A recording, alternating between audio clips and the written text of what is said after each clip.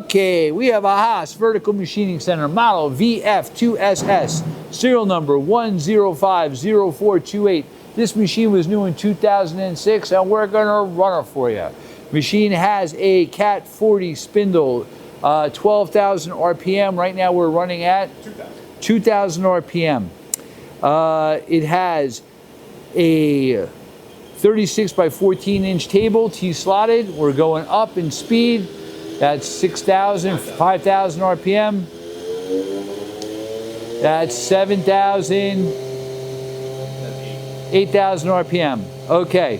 You have 30 inches of X travel, 16 inches of Y, and 20 inches of Z. You have a side mount 24 ATC tool changer. We're simulating tool changes now.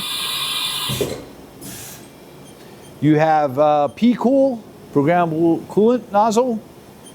He's running the X, speeding it up.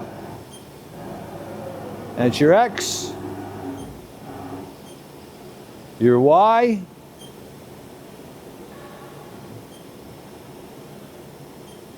And your Z.